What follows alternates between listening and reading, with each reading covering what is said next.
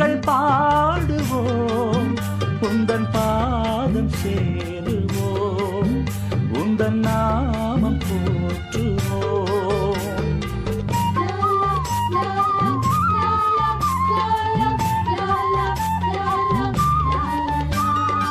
இறைவனின் தாயே, இதயத்தில் நீயே, வாழ்த்துக்கள் பாடுவோம், உந்தன் பாதம் சேருவோம், உந்தன் நாமம் போற்றுவோம். கிறிஸ்துவில் பிரியமான அன்பன்னையின் குழந்தைகளே, வணக்க மாதத்தின் 15ஆம் நாள் இன்று. படைத்தவரின் அன்னையே எங்களுக்காக வேண்டிக் கொள்ளும் என்ற மன்றாட்டு மாலையின் மன்றாட்டை நாம் இன்று சிந்தித்து பார்ப்போம்.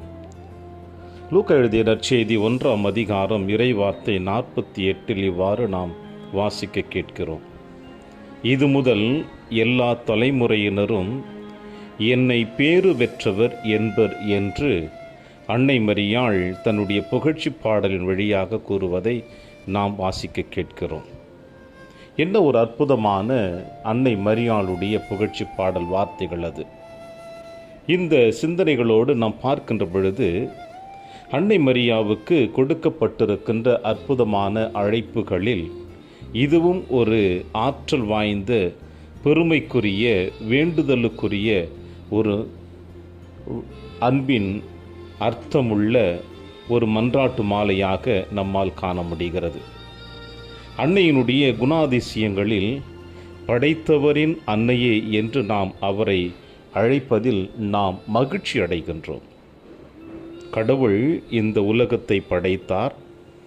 அவரின்றி எதுவும் அசையாது. எல்லா உயிர்களுக்கும் தந்தை அவரே என்பதை நாம் காணுகிறோம். உலகை ஆண்டு கொண்டிருப்பவரும் அவரே. அப்படிப்பட்ட இந்த தூய்மையுள்ள கடவுளே தான் படைத்த ஒரு உயிரை, அதாவது அன்னை மரியாள் இந்த பெண்ணை தன் தாயாக அவரை தேர்ந்து கொள்கிறார். யாருக்கும் இந்த மண்ணுலகில் தன் பெற்றோர்களை தேர்ந்தெடுத்து கொள்ளக்கூடிய வாய்ப்புகள் கிடைப்பதில்லை. இன்னாருக்கு இன்னார் என்று எழுதி வைத்தான் தேவன் என்று திருமணத்தினுடைய மகத்துவத்தை நாம் வாசிக்க கேட்கிறோம். ஆனால் இன்னாருடைய மகனாக மகளாக பிறக்க வேண்டும் என்பது நமக்கு கிடைக்கப்படாத ஒரு பாக்கியம். ஆனால் இறைவன் நம்முடைய பெற்றோர்களை நாம் அறிவதற்கு முன்னதாகவே அவர் அறிந்து வைத்திருக்கிறார். ஆனால் அன்னை மரியாளுடைய வரிசையில் பார்க்கின்ற பொழுது இந்த பெண்மணிக்கு தான் குழந்தையாக பிறக்க வேண்டும் என்று கடவுளை விரும்புகிறார். எந்த அளவிற்கு வியப்புக்குரிய செயலாக இதை நம்மால் காண முடிகிறது. யோவான் எழுதிய நற்செய்தி 1ஆம் அதிகாரம் இறைவார்த்தை 14 நாம் வாசிக்க கேட்கின்றோம். வார்த்தை மனுவுருவானார், நம்மிடையே குடிக்கொண்டார் என்று. இந்த வார்த்தை எந்த அளவிற்கு இறைத்தன்மையை வெளிப்படுத்துகிறதையும், இந்த இறைத்தன்மை தன்னுடைய தாயாகிய அன்னை மரியாளை தேர்ந்தெடுத்திருப்பதையும் நம்மால் காண முடிகிறது. இந்த இறைவார்த்தையே தான் உருகொடுத்து உயிர் கொடுத்து அவ்வார்த்தை மனிதராக அந்த படைத்தவருக்கு அன்னையாக மரியா தேர்ந்து கொள்ளப்படுகிறார் என்பதில் நாம் நிச்சயமாக பெருமை கொள்ளக்கூடிய விஷயமாகத்தான் இருக்கிறது. படைத்தவருக்கு அன்னையாக தேர்ந்தெடுக்கப்பட்ட நம் அன்னை மரியாள் தாய் என்ற அனைத்து கடமைகளையும் உரிமைகளையும் பெற்றவராக இருந்தார்.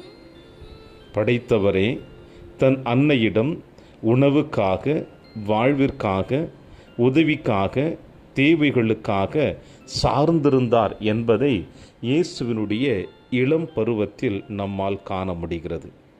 ஆக அன்னையின் ஆற்றல் எவ்வளவு பெரியதாக இருக்கிறது என்பதில் நாம் கண்கூடாக காண முடிகிறது. அம்மா, அதை பற்றி நாம் என்ன செய்ய முடியும்? எனது நேரம் இன்னும் வரவில்லையே என்று யோவான் எழுதிய நற்செய்தி 2ஆம் அதிகாரம் 4வது இறைவசனத்தில் நாம் வாசிக்க கேட்கிறோம். திருமண வீட்டில் மகன் தாயை பார்த்து கூறிய பொழுது, அவர் உங்களுக்கு எல்லாம் சொல்வதையெல்லாம் செய்யுங்கள் என்று அன்னை மரியாள் தன் மகனுடைய ஆற்றலையும் தன்னுடைய ஆற்றலையும் அங்கே வெளிப்படுத்துவதை நம்மால் காண முடிகிறது. எப்படி என்றால், படைத்தவருக்கே அன்னையாக விளங்குவதால் எல்லா தலைமுறையை சார்ந்தவர்களும் என்னை பேறு பெற்றவர் என்று போற்றுமே என உறுதியாக அன்னை மரியாள் சொல்கிறாள். அன்னை மரியின் ஆற்றலை உணர்ந்த கனத்தால் தான் பெண்களுக்குள் நீர் ஆசி பெற்றவர் என்று எலிசபெத் அம்மாள் அன்னை மரியாளை பார்த்து பெருமையாக சொல்லுகிறார்.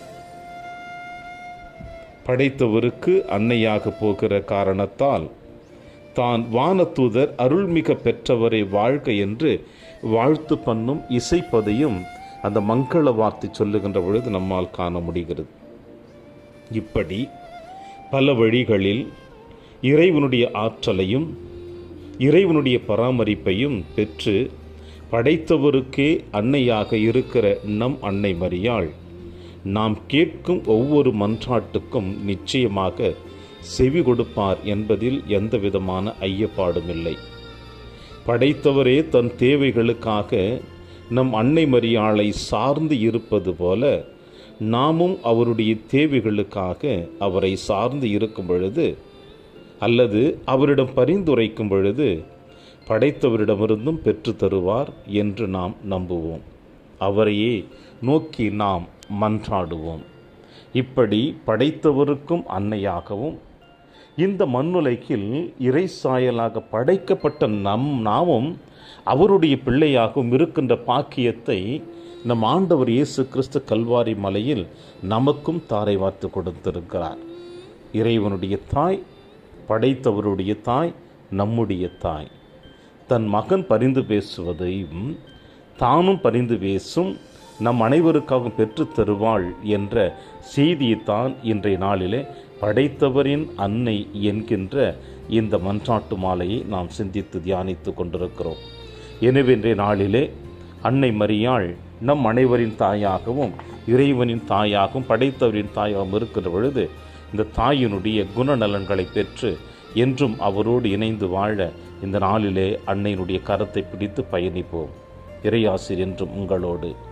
மரியே வாழ்க, மரியே வாழ்க, மரியே வாழ்க.